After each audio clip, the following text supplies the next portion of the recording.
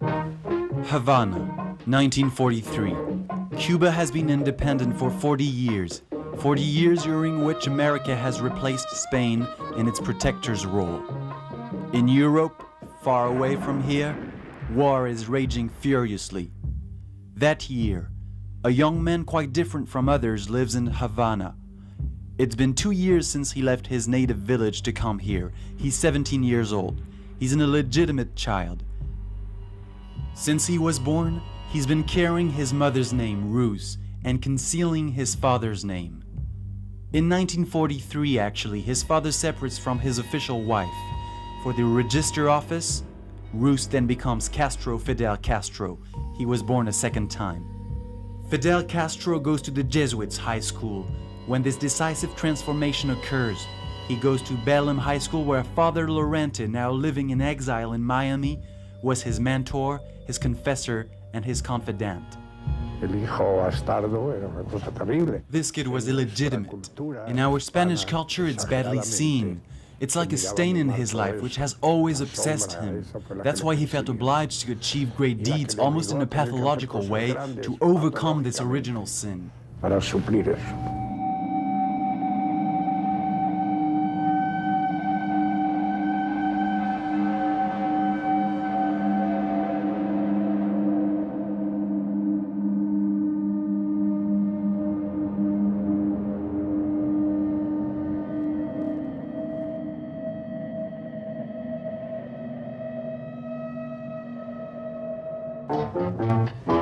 This story begins here, in the south of Cuba, in Beran, in 1926, when Fidel was born from a relationship between Angel, the master of the domain, and a maid, with whom he already had 2 children. An illegitimate child indeed. But what counts first of all in his small childhood is that he's the master's son, heir apparent to a kingdom on which Angel, a wealthy colonist, rules over its people by fear and without any sharing. Beran's post office belongs to Angel. The only bank business of the village belongs to Angel. Beran's railroad belongs to Angel. The 11,000 hectares of sugarcane only belong to Angel only. As to the hundreds of Haitian farmers working on the domain, they are his thing. They are his skivvies like at the time of colonies. But the golden age has an end. At the age of 4 years and a half, the paradise of Fidel Ruz collapses when Angel's legitimate wife comes back to the village. Angel, who fears a scandal, gets rid of the children. Fidel Ruz, accompanied by his sister and his elder brother, then unceremoniously finds himself without consideration on a train station platform. Destination, Santiago de Cuba, and a few years later, Havana. When Fidel Ruz arrives in Havana, he's 15 years old and does not know anyone. In Belém High School, the most renowned school of the island, he competes with the sons of wealthy Cuban families who go to the Jesuits to get a master's education.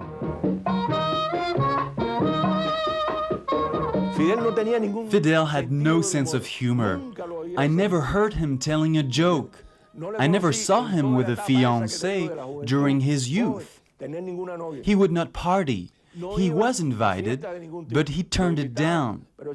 Always, he preferred staying alone to read and study. Fidel was the exact opposite of a real Cuban. He was a Spanish through and through. His education and his way of thinking belonged to the Galician type. But Fidel Ruz especially excels in sports activities, and he ends up finding his place. His success at the high school diploma and the acknowledgement of his father, who gives him his name, crowns it all. At the age of 18, Fidel Castro seems having found a family. University of Havana, another world, another family.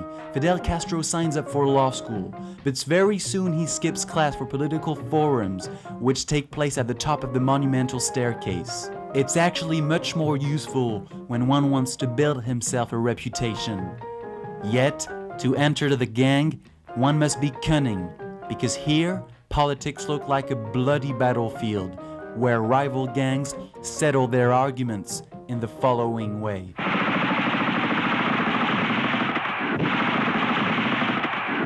Unfortunately, it was a time when it was believed on campus that it didn't cause any problem to kill someone. We took part in attacks. We thought that murdering for political reasons, of course not for no reason or for any other reasons, but only for political reasons, was a legitimate act. On this rather left-wing campus, Fidel Castro is quickly perceived as a son of colonists and a typical example of conservative and pro-Franco Jesuit schools. The gap is so obvious that he inspires mistrust straight off. When they organized an attack, they took him along to get him involved. This is how he joined the gangsters. Fidel made friends with them to be accepted. It thus gave him a sort of title in college. In order to test his beliefs, Fidel is ordered to murder the leader of a rival gang, the UIR, a group known for its anti-communist activities. But the business turns sour. He wounds his target instead of killing it. Threatened of death, Fidel is then caught in the spiral. He hides out, and to get through, he offers his enemies of yesterday to become their friend. He thus enters at the UIR. It's difficult to grasp Castro's political beliefs. Soon after, he actually joins his friend Alvarez, who runs the most important students' organization. A few months later, he demonstrates with the Orthodox Party, which militates for the establishment of a democratic regime in Cuba. Fidel is smiling and he is serene. On the newspapers of that time, we can see the first public pictures of Castro. He is the only one wearing a double-breasted suit and a tie. He has just made a political marketing success by taking back to Havana a bell symbolizing the struggle against the Spanish colonists. Yet his recent past is chasing him because he's suspected of having murdered a friend of Alvarez. I can easily talk to you about the thousands of murders perpetrated by Fidel, but this was not his deed. He had nothing to do with that. And this is when he asked for my help through a mutual friend. He actually asked me to help him leave the country and to take him along with me during a students' conference which had to take place in Colombia. When Fidel and Alvarez arrive in Bogota in 1949, Gaetan, the leader of the Colombian left, is murdered, so Bogota flares up.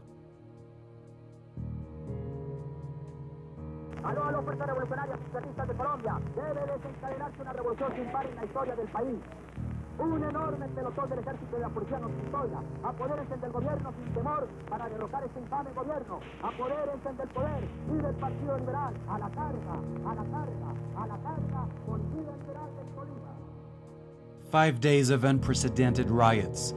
Fidel no longer discovers the power of gangs, but the efficiency of the armed struggle. It was unbelievable. It seemed like the city had undergone a bombardment. I've never seen such a thing. In the afternoon, Fidel joins us where we were staying, and he starts talking nonsense about the coup in Bogota, trying to justify the revolt, and he starts talking about revolution. Having left Cuba in a mad rush, Castro comes back as a hero. He gives a press meeting, and before an astounded Alvarez, he claims his predominant role in the events of Bogota. Then for a while at least, he disappears.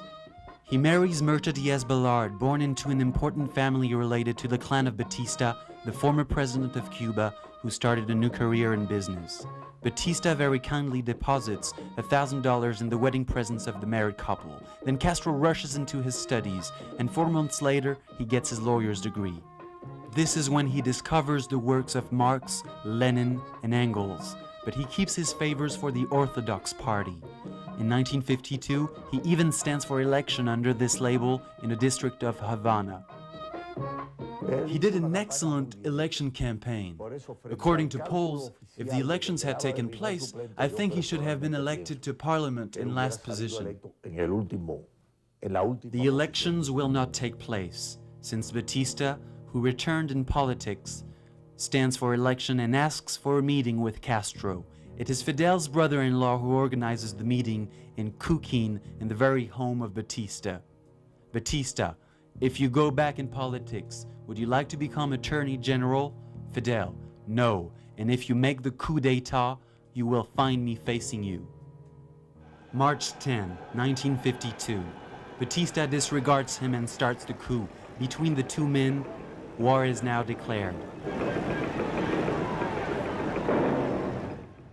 July 1953. Fidel takes the road to Santiago.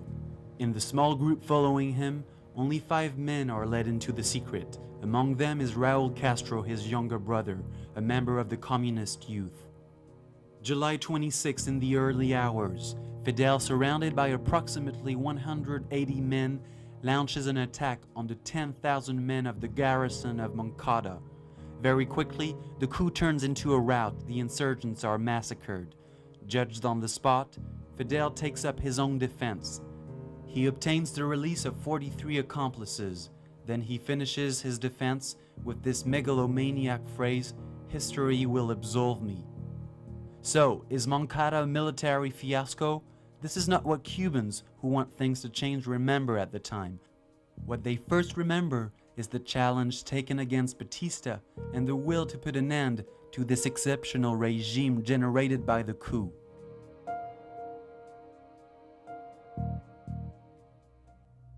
Isla del Pino, the island of pine trees. The Moncada rebels are transferred to this island. But as we say, it's a 3-star prison. Fidel even writes to his friends that sometimes he feels like being at the beach. However, prison, as often, very quickly proves to be a school for the revolution. He listened to the radio and he read all the dailies. Everybody sent him books on Napoleon, Lenin, and Marx. Once they confiscated a book on Stalin written by Trotsky. He spoke to the manager of the prison to protest. It is bad manners to confiscate an anti-communist book because it was written by Trotsky, Stalin's enemy.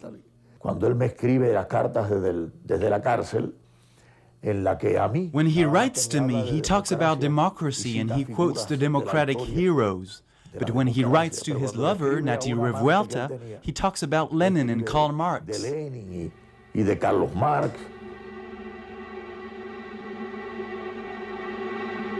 Fidel tells everybody what they want to hear. Batista, courted by the Diaz-Balart, the family of Fidel's wife, then ends up being generous. He pardons Fidel after 2 years. The day of his release, the press is awaiting him. He's the only one who's not carrying any luggage. Many small signs which cannot fool anyone. Fidel is the boss.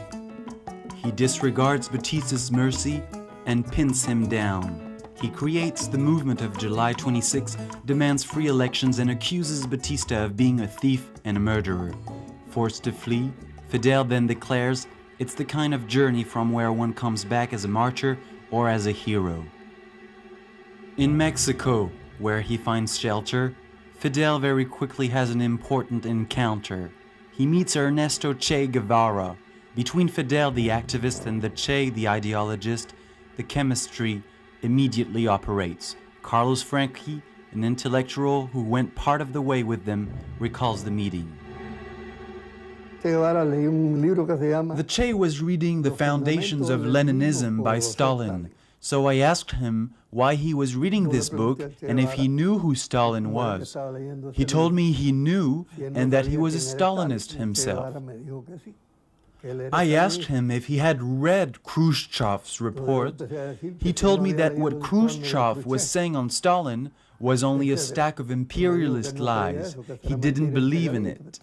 Fidel was listening speechless. The only intervention he made was to conclude that in a revolution, he said, it's better having a nasty leader than several kind leaders. Around Fidel, the small troop following him established a training camp. The aim is to prepare for the landing in Cuba. In November 1956, the small troop is ready, but Frank Pais, one of the leaders of the M26, expresses some reservations. He thinks that the coup is premature, militarily speaking, and he comes up against Castro. But Castro disregards him. On the 24th, the Granma, providing for 25 people, gets underway with 82 men on board. On the 30th, as planned, Frank País takes over Santiago. Delayed by the storm, the grandma is long in coming. It shows up 2 days later in a wild creek. 2 days later in Santiago. The men of País must retreat by order. Without the heavy artillery which stayed on board, Fidel and his men then sink into the Sierra Maestra. Barely 10 days after the landing, there are only 16 men left over 82. But this time for Fidel, this new military fiasco has a political cost.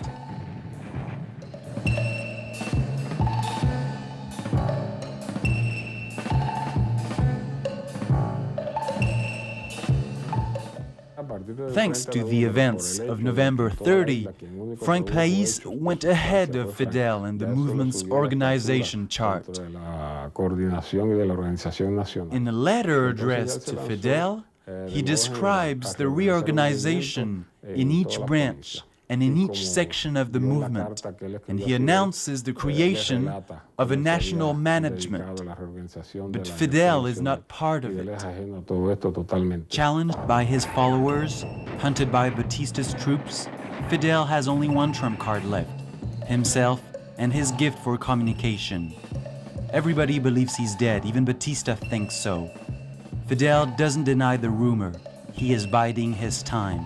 And 15 days later, at Christmas, he resurrects. He's wearing a cross, a beard, and slips that there are 12 plus 1, like the apostles. This is when Benigno joins Fidel. He's 17 years old. Era un ídolo indiscutible. He certainly was an idol. For me, Fidel was the man of truth, strength, dignity, and courage. I could see all of that in Fidel. If I say something else, I will be lying. On February 17, 1957, Herbert Matthews, chief reporter at the New York Times, visits the Sierra. During the interview, Fidel is constantly interrupted by his lieutenants, who come to inform him of the movements of columns on the front line. Eventually, Matthews is convinced that he's in the headquarters of a real army. The stratagem worked well. Others will be misled. All the people of the Sierra Maestra are with us. Hundreds of men are watching the enemy movement day and night. We always know where he is, but he never knows where we are. In Santiago, País widens the gap over fundamental issues. He wins the trust of the American consul, obtains arms, and promises, in case of victory, the restoration of the Constitution of 1940 and voting rights. In a letter, Frank writes to Fidel that the movement does not have any political platform and that the militants question its capability of leading the country towards democracy. I agreed with Frank País and with others when they gave their views on the difference between the leader and the caudillo. This distinction really annoyed Fidel, and Fidel disagreed. If you have any suggestions to make to complete this project, writes País, please let me know. And he adds, the board of the revolutionary movement resides in Santiago de Cuba. It is entirely in the hands of Buenvenido and in my hands. Celia Sanchez is appointed delegate to the Sierra. On July 30, 1957, Batista's police force puts an end to the trial of strength between the two men. They eliminate País, and Fidel no longer has any rival.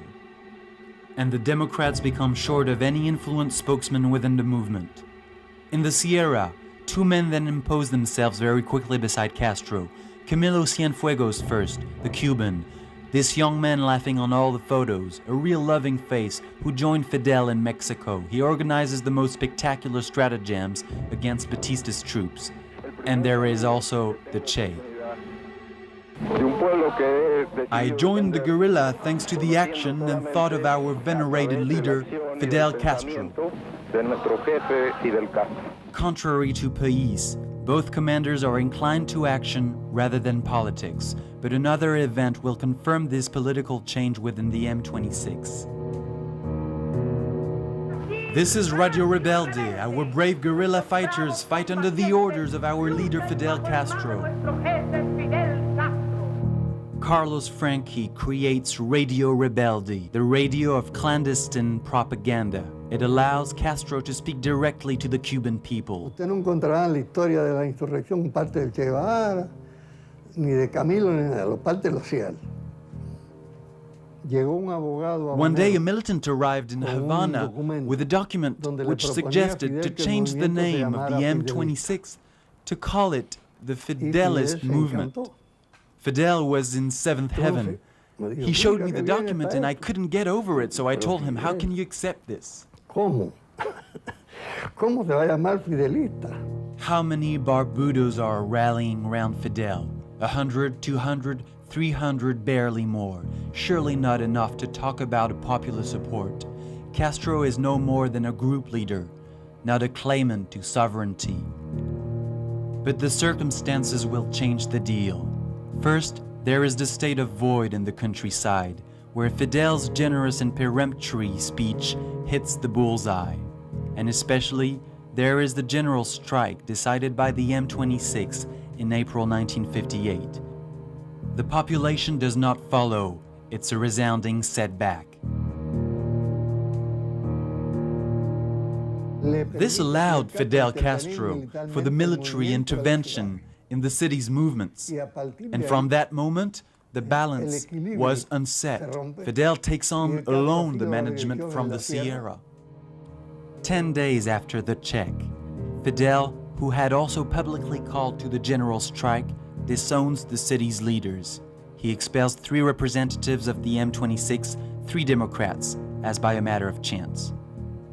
At the same moment, the American press publishes photos of the tortured Cuban students. America, shocked by the pictures, declares an embargo on arms to Cuba. This is when Huber Matos, a young teacher, lands in risky conditions in the heart of the Sierra. The airplane contains 5 tons of arms and ammunition.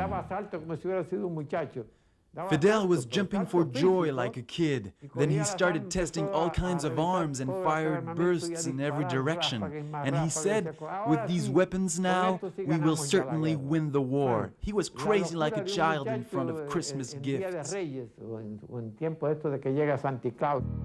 In this month of April 1958, chance turns in favor of the Barbudos. 3 months later, in August, Castro splits the island in 2, sends the columns led by the Che and Camilo to the north, and the column of Matos towards Santiago. But Batista's troops refuse the confrontation. What's the use of defending the regime when Americans seem to have taken sides?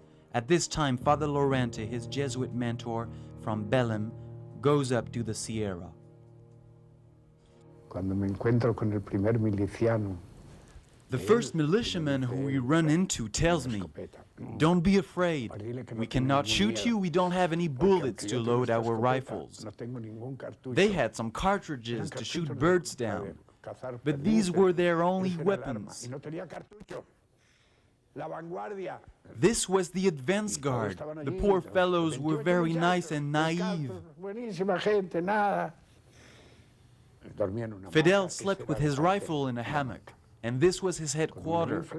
And I asked him, "What do you want to do with this army of scoundrels?" He replied, "The important thing is not for my army to be powerful, but it is for the people to believe it." Father went up to the Sierra on the request of the Vatican, which was anxious to know at the time whether this revolution was communist, Christian, or patriotic. Like many others, he will come back empty-handed on that point. So is Fidel already a communist at the time? Probably not. Does he already know that he will side with the communists to seize power? It's difficult to say. Even if he treats the Democrats tactfully and signs an agreement with the former presidents in exile who used their power before the return of Batista, what is certain is that he coaxes the communists. This is what notices Manuel Rey, one of the managers of the city's movement in December 1958. When the Che arrived in villages, he didn't ask to meet those who resisted under the banner of the M26, but he rather met the members of the Communist Party. He would entrust these ones with responsibilities in the liberated areas. So it aroused my suspicions, and I noticed Fidel. And he replied, "Don't worry, I'm immediately sending a letter to the Che to tell him to stop." But I saw the letter, and it was rather soft. Facing danger, Americans leave Batista alone. In consequence, entire regions fall without fighting. So to avoid Castro's victory, Americans make a last attempt and support a coup by the army. But it's too late. On the 20, Matos takes the suburbs of Santiago. On the 25, the Che is at the gates of Santa Clara. On the 1st of January, in Santiago de Cuba, Castro enthrones the future president Urrutia. Then he calmly declares, without turning a hair, "I'm not interested by power." As we are taking over the entire country and we are controlling all the armed forces, thanks to the revolutionary command that I'm running, I'm therefore subordinated to the orders of the new president, Urrutia. Meanwhile, in Havana, panic took hold of the city. On January 1st, Batista leaves the country in a mad rush. On the 3rd, Camilo besieges the stronghold of Colombia, and the Che takes without fighting the stronghold of Cabana. Fidel decides to take the road to accomplish 1,000 kilometers from Santiago to Havana, a victorious march, a rise to glory that he's gulping down tastefully. He goes on a walkabout alone in cities liberated by Matos, the Che, or Camilo. But contrary to these commanders clashing swords behind the scenes, he's definitely present, like here in Camagüey, where he already keeps the people waiting.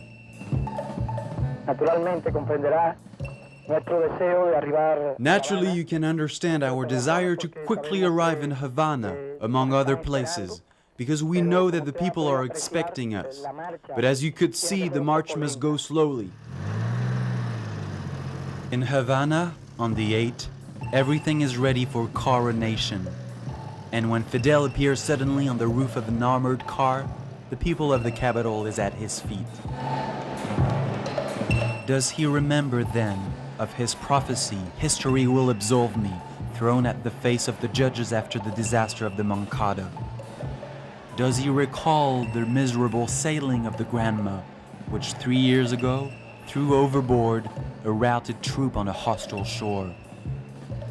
While an entire people is acclaiming him as the father of the nation, can he measure the distance covered by Angel's son, who had to wait for 17 years to call himself Castro? For the first time we discover a beaming Castro, laughing heartily and evading the severe memory of his Jesuit years. The beautiful day will last into late night through a speech appearing like a sermon in the stronghold of Colombia, conquered by Camilo.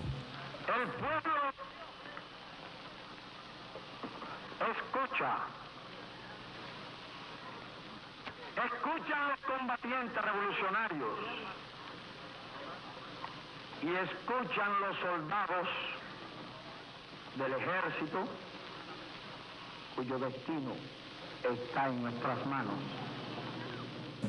Even doves are of the party, doves operated by a pigeon fancier who conducts the ballet of white birds, an image of peace which leaves a strong impression on the small people of Havana, to who Castro swears, his hand on his heart, that he is the democratic sort. Later he will strike the same chord when he will be interviewed on the future of the M26. Will be organized by their leaders as a political party because it is the only way. As a political party? Yes, of course. And it is the only way in a democracy for the political activity. Yet, behind the conventional talk, usual trick of revolutions is very quickly hanging in the balance. Arbitrary arrests, speedy trials, public executions. On January 14, the death penalty is restored. On the 21, a crowd electrified by Castro supports the punishment for war criminals. The next day, the spectacle of death live starts afresh, and suddenly, nothing. Or rather, no evidence of the ferocious repression conducted by his brother Raúl and by the Che. Castro understood the disastrous impact of these pictures on the public opinion and very quickly bans any kind of publicity. From this moment, pictures will become rare or then will be sanitized by the propaganda which entrusts Roman Carmen, a famous Soviet documentary director, with the care of filming a history made to measure. Fidel feels indisposed by the popularity of the government established by the new president, so he gets appointed as prime minister, and he organizes behind the scenes a shadow government made of his close guard and communists. The problem is that I and 90% of the rebel army, we didn't know the communists.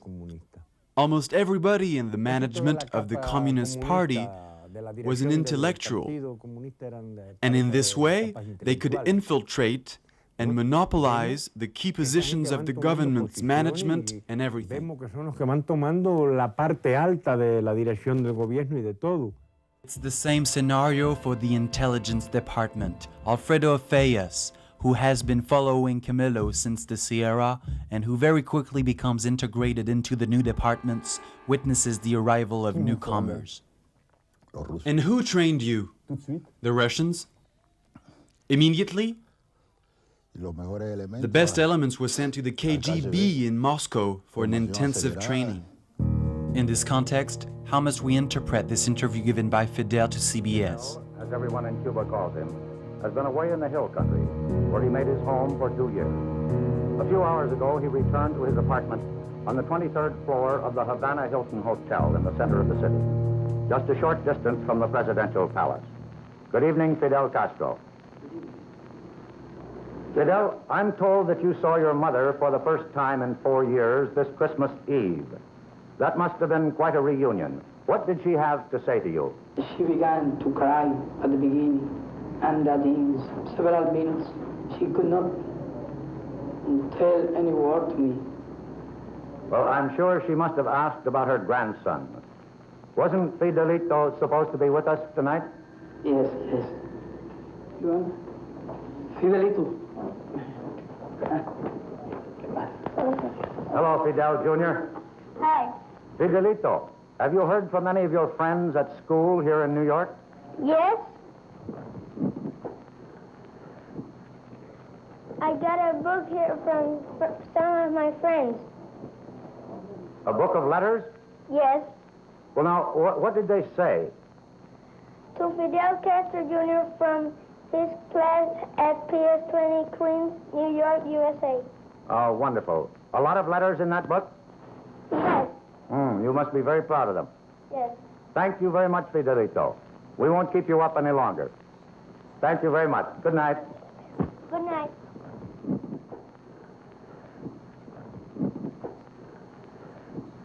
Oh, I am not worried because really there is not threat about communism here in Cuba. Well done. When Fidel flies to Washington on April 15, 1959, the opinion is conquered. Fidel tries to be clever on TVs, which detected the good guest and who will always be at his heels. He plays the game, and he's tuned with what everybody wants to hear. I know you are worried. First of all, if we are communists. And of course, I have said very clear that we are not communists. Very clear. In the end, what's behind the mind of a descendant of Spanish colonists expelled from Cuba by America 58 years earlier? What a revenge over history when his children of America give him a party dressed in barbudo. What a jubilation when he poses in the green uniform of the revolution in front of Lincoln's grave. During this hide-and-seek game, where everybody pretends, President Eisenhower, who mistrusts him, will refuse to meet him. But Nixon will meet him, and though Nixon plays the game for the press, in fact, he is not sincere. Fidel prohibió a los dos secretarios que lo acompañaban Fidel forbid the two secretaries who accompanied him to the Department of Trade and Economy to gather with their American counterparts to talk about finance. On his return flight, Fidel gloats over the trick he has just played to Uncle Sam when he learns that the Che gave a strict Marxist speech while he was away. To adjust his position, he then declares, "The revolution is not red, it is as green as palm trees." And then very quickly, he gathers the Che and Raúl, who criticize him for his exaggerated carefulness. Fidel tells them that he really wants to make a revolution, but that their tactic is bad, because if they precipitate their confrontation against Cuban Democrats and the USA, they risk losing their power. Follow the pro-communist line of Raúl and the Che? How can you believe that I'm capable of such madness? Fidel told me this. I replied, but the people is beginning to suspect us. And he said, the people may suspect us, but I'm the leader of the revolution and I will never support such bullshit.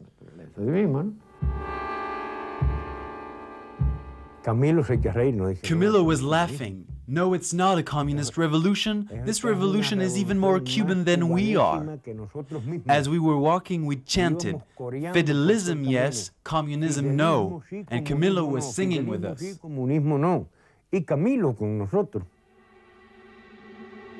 A short while after his return from America, Castro launches the land reform. He gets appointed president of the institution which supervises the expropriation of Americans and Cubans.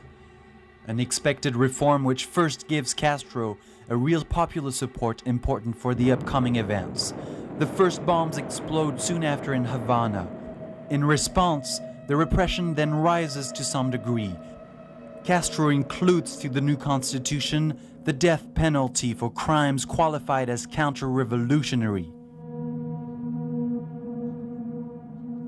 On June 11, Fidel invites me to the palace to take part in talks and calm me down.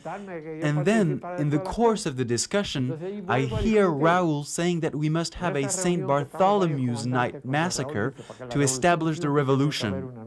I criticize his point of view, but I notice that Fidel doesn't say anything.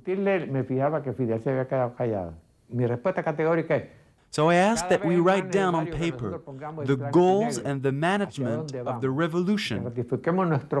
Fidel replies to me, we will have a meeting before the end of the month to settle all of that.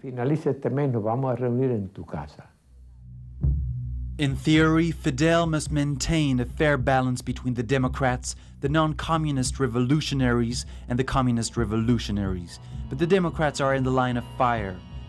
They are kept away from decisions since the shadow government found its place and sent away the official government to an onlooker's role in a story which takes place somewhere else.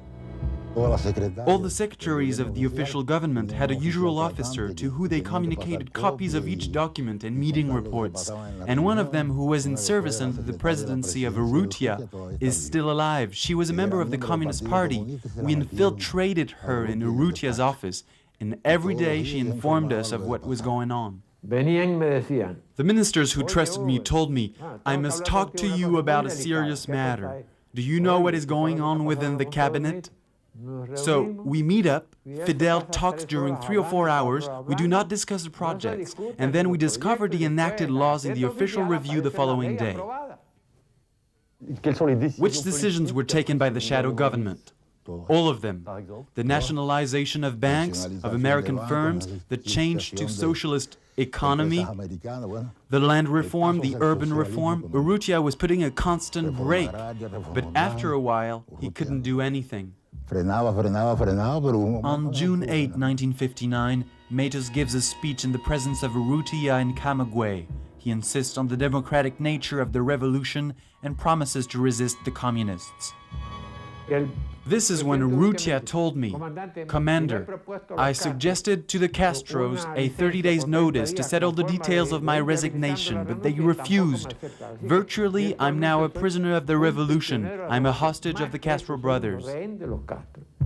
A few days later, Matos, disgusted, resigns as well. You cannot resign like this. Fidel told me. We need you. There are commanders who proved being brave fighters. They were useful over there, but now they don't serve in anything. You're different. You were useful over there and you're still useful here. We need your political prudence. So he was putting pressure on me, and I replied, all right then. I will give myself more time, but if it starts again, I swear that I will resign, and that day you won't count on me anymore. A sensational turn of events occurs against all expectations. Castro resigns. He says that Urrutia prevents him from governing. From hostage of the Castro brothers, Urrutia becomes the nuisance, and Castro becomes the victim. Camilo nos pide por la radio que es necesario. Camilo tells us on the radio that it's necessary that our Prime Minister cancels his resignation. Then he calls to a general strike on TV and on the radio.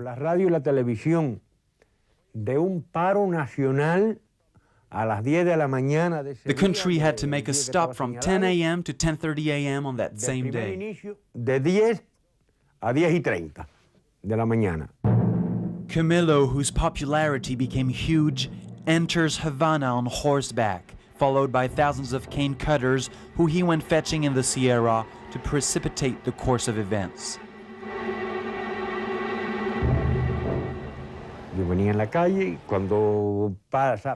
There were militias everywhere, stopping traffic and stopping engines from running. It was a general strike.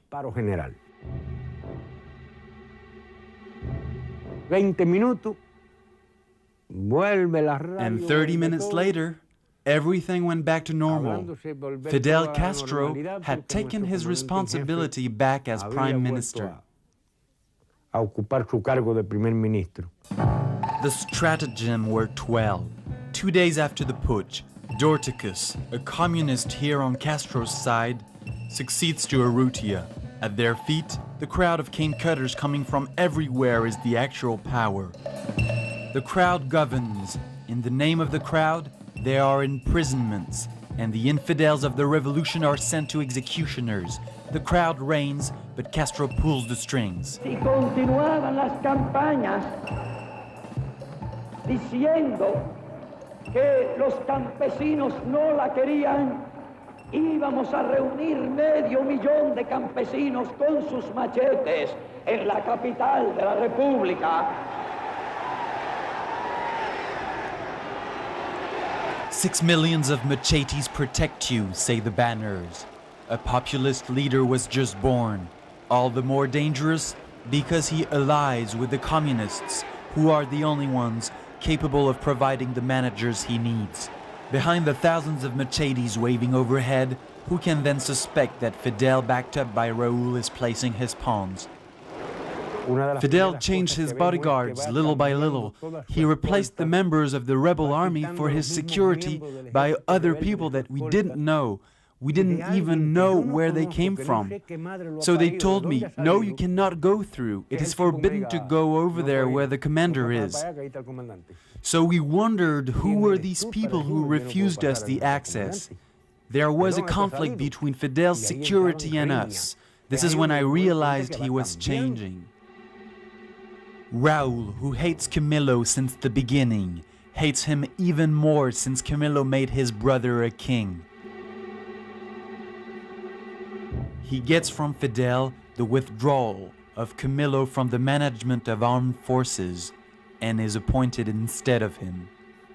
In October, a new defeat for the Democrats. The M26 is dissolved. The time is now ripe for the revolution to devour its followers. First on the list, Matos. He's just resigned for the second time. Castro is infuriated. Using as a pretext an act of treachery and insurrection, he sends Camilo and his men in Matos' hideout in Camagüey. I told him, Camilo, do you know that you were sent away for my men to kill you? He replied, no, I never thought that. I said, but of course it's a trap. My men were provoked for hours. We called them every names, rascals, sons of bitches, traitors, everything. The officers, all the units run by them were disgraced. They were ready to shoot on the first one who would come to arrest me. I had to send an order to unit leaders and prevent them from using their weapons and even avoid any slander. Pay attention, I told him, because the Castro brothers want to get rid of you. So he had a talk with Camilo on the phone, and Camilo tells him in front of me, Fidel, we made a mistake, there's no treachery, no sedition, everything's in order and the people are disgraced by the accusations, we made a mistake. We must treat this case differently. Fidel insulted him, then he hung up on him.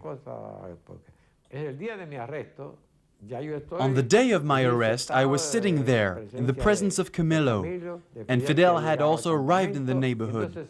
So he goes to the balcony which looked upon a square where there were approximately 4,000 people. And he says that I'm in favor of Trujillo, the dictator of the Dominican Republic, that I'm an ambitious traitor, a scoundrel. He was saying, he's here, very next to me, and he listens without even moving. He doesn't even want to take the microphone to defend himself.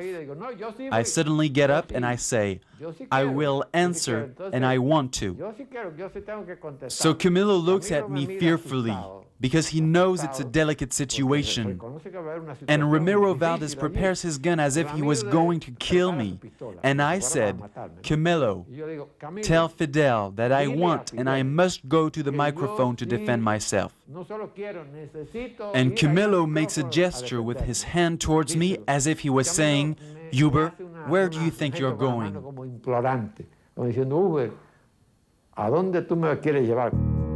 Insults, slanders, physical threats, and then prison. Everything is done so that Matos will commit suicide. But because it doesn't work that way, they consider murdering him. But since Matos sends a letter to the press where he announces that he will never commit suicide, the plan is abandoned. There remains the option of his confession in Stalinist version. This is when a colonel enters his cell.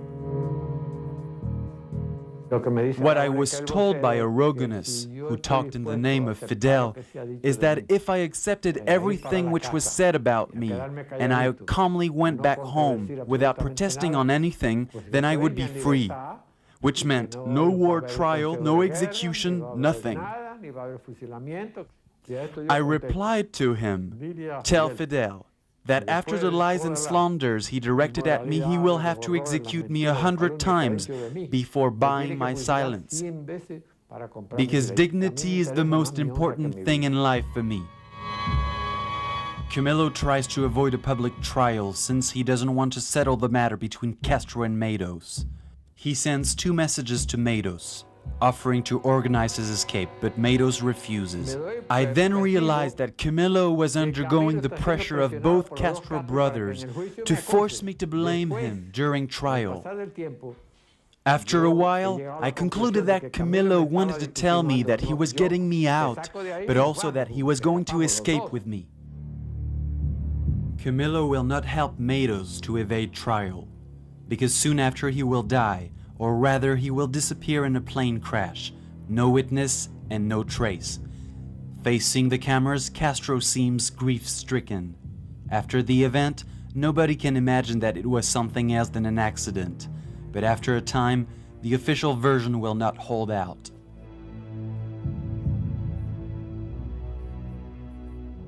Camilo Cienfuegos was a very popular man in Cuba. In Cuba, there were 2 great personalities. Fidel was high up there, like God, and Camilo was below, like the Christ. And Camilo followed Marty's line. He wasn't a communist, and he wasn't in favor of a communist revolution. Camilo's column was sent to Santo Domingo and completely disappeared. The only survivor was a young soldier called Ochoa, the famous general.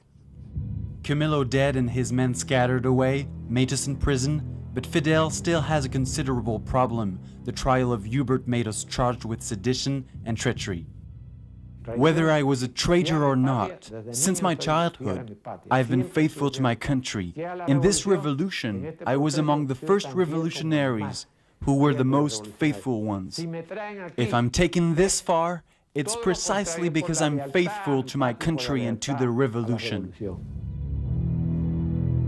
In front of 1,000 officers gathered for the example, Matos defends himself ferociously, and he ends up being applauded. Aware of the danger, Fidel then adjourns the trial to regain control. At the cabinet meeting, he even asks for the support of Democrats to execute Matos. Faustino Perez interrupts him when he mentions that and tells him, "What is this? Is it Batista's version of terror?" So it was brave on behalf of Faustino. But Fidel was flabbergasted and said, "No, it's the revolutionary terror." So he runs towards me and throws at me, "And you, do you think that Matos is a traitor?" I say, "No, I don't." So he tells me, "So you mean that I'm a liar?" Castro is surprised, and he turns towards the Che. The Che warily answers, "If we must execute Matos for treachery, then we must execute all the people present here." Castro is amazed. He feels that he can no longer count on his best friends. He then goes up to the front line. Fidel and Raúl actually appeared before the court, and it was a real fight. I reacted to all their accusations, and I even accused them of saying lies. So they thought that if they sentenced me to 20 years of jail, I will certainly die in my cell. Matos is sentenced to 20 years, and he will spend exactly 20 years in jail. By the end of 1959, Castro is only left with Raúl and the Che. The others, all the ones who at a moment or another have personified a democratic tendency, have been eliminated. They were all misled about him, and they paid for their mistake with their life. Therefore, who is Fidel Castro? He's a communist because he thought that in Cuba, one could not establish a right-wing dictatorship in Batista's manner, and because he also thought that a communist dictatorship was an absolute dictatorship.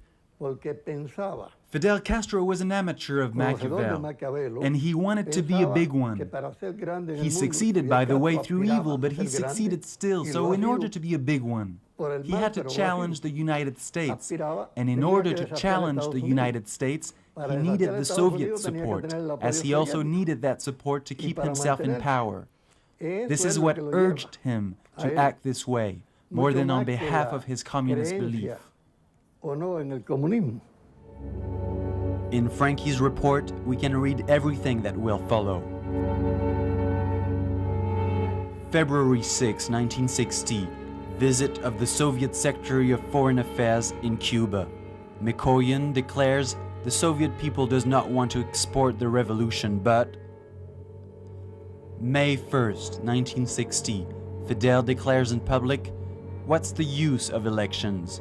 December 1st, 1960, Fidel in public, "I've always been a communist." December 2nd, 1961, Fidel in public, "I'm a Marxist-Leninist, and I will stay Marxist-Leninist until the rest of my days." January 1962, Fidel announces in public the creation of the Cuban Communist Party.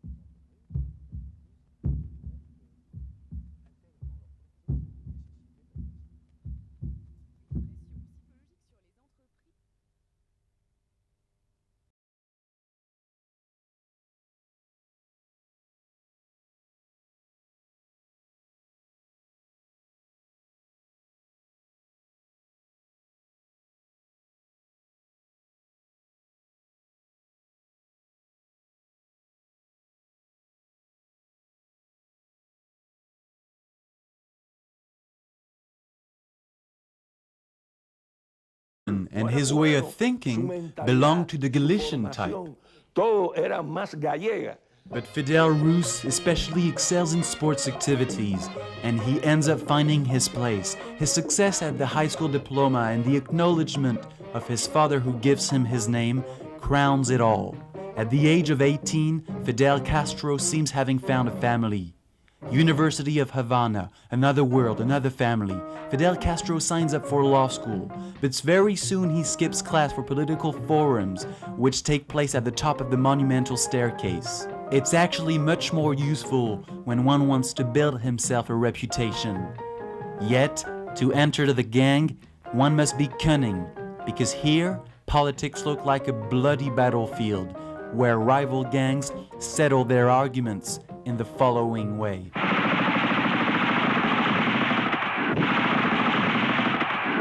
Unfortunately, it was a time when it was believed on campus that it didn't cause any problem to kill someone. We took part in attacks. We thought that murdering for political reasons, of course not for no reason or for any other reasons, but only for political reasons, was a legitimate act. On this rather left-wing campus, Fidel Castro is quickly perceived as a son of colonists and a typical example of conservative and pro-Franco Jesuit schools. The gap is so obvious that he inspires mistrust straight off. When they organized an attack, they took him along to get him involved. This is how he joined the gangsters. Fidel made friends with them to be accepted. It thus gave him a sort of title in college. In order to test his beliefs, Fidel is ordered to murder the leader of a rival gang, the UIR, a group known for its anti-communist activities. But the business turns sour. He wounds his target instead of killing it, threatened of Havana, 1943. Cuba has been independent for 40 years. 40 years during which America has replaced Spain in its protector's role. In Europe, far away from here, war is raging furiously. That year, a young man quite different from others lives in Havana. It's been 2 years since he left his native village to come here. He's 17 years old. He's an illegitimate child. Since he was born, he's been carrying his mother's name, Rus, and concealing his father's name. In 1943, actually, his father separates from his official wife. For the register office, Rus then becomes Fidel Castro. He was born a second time. Fidel Castro goes to the Jesuits high school. When this decisive transformation occurs, he goes to Belém High School, where Father Lorente, now living in exile in Miami, was his mentor, his confessor, and his confidant. This kid was illegitimate. In our Spanish culture, it's badly seen. It's like a stain in his life, which has always obsessed him. That's why he felt obliged to achieve great deeds, almost in a pathological way, to overcome this original sin.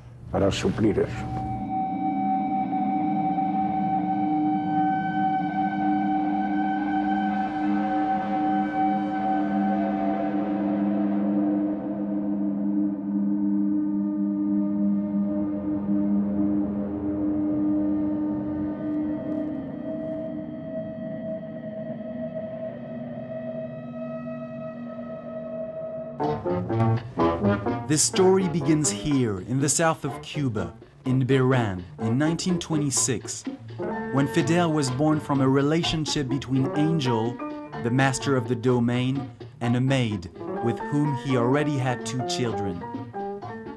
An illegitimate child indeed. But what counts first of all in his small childhood is that he's the master's son, heir apparent to a kingdom on which Angel, a wealthy colonist, rules over its people by fear and without any sharing. Beran's post office belongs to Angel. The only bank business of the village belongs to Angel. Beran's railroad belongs to Angel. The 11,000 hectares of sugarcane only belong to Angel only. As to the hundreds of Haitian farmers working on the domain, they are his thing.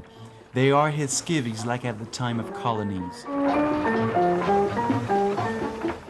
But the golden age has an end, At the age of 4 years and a half, the paradise of Fidel Ruz collapses when Angel's legitimate wife comes back to the village. Angel, who fears a scandal, gets rid of the children. Fidel Ruz, accompanied by his sister and his elder brother, then unceremoniously finds himself without consideration on a train station platform. Destination, Santiago de Cuba, and a few years later, Havana.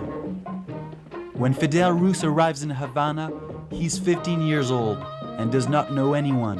In Belém High School, the most renowned school of the island, he competes with the sons of wealthy Cuban families who go to the Jesuits to get a master's education.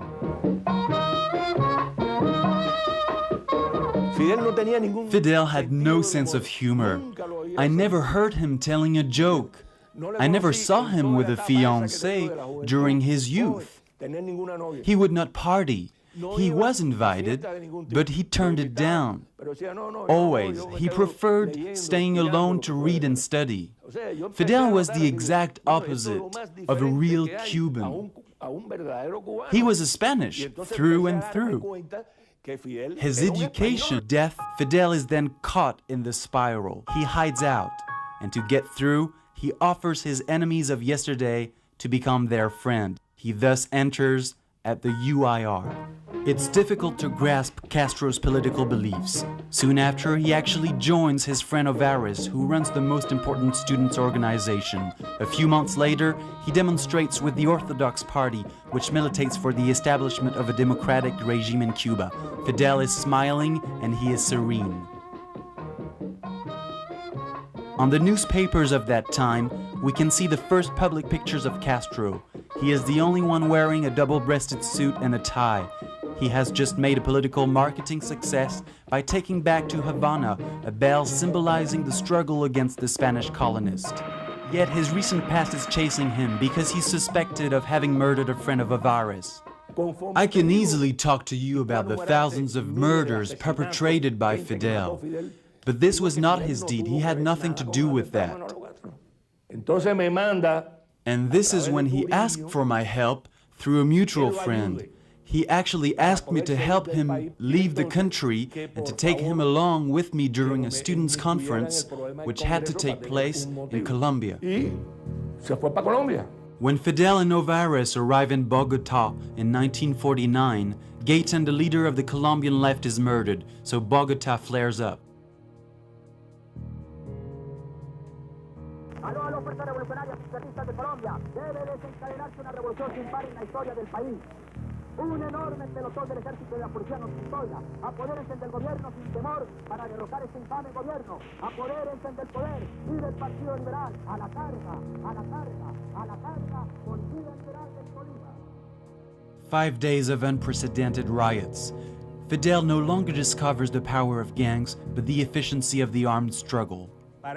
It was unbelievable. It seemed like the city had undergone a bombardment. I've never seen such a thing.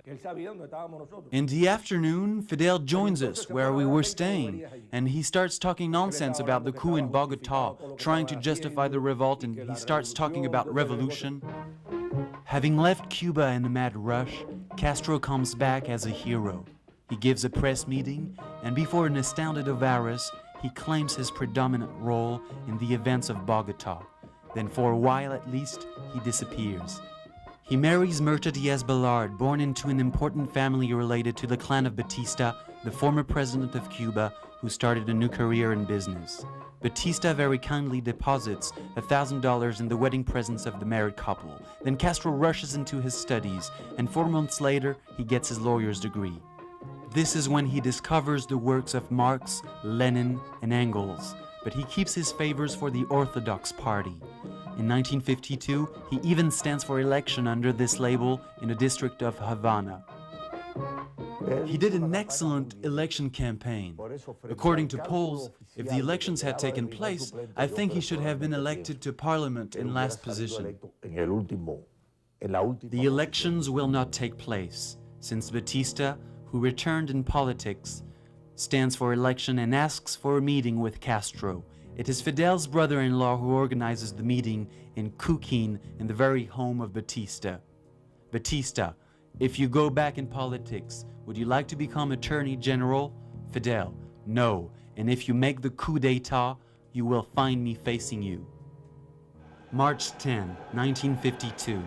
Batista disregards him and starts the coup. Between the two men, war is now declared. July 1953. Fidel takes the road to Santiago. In the small group following him,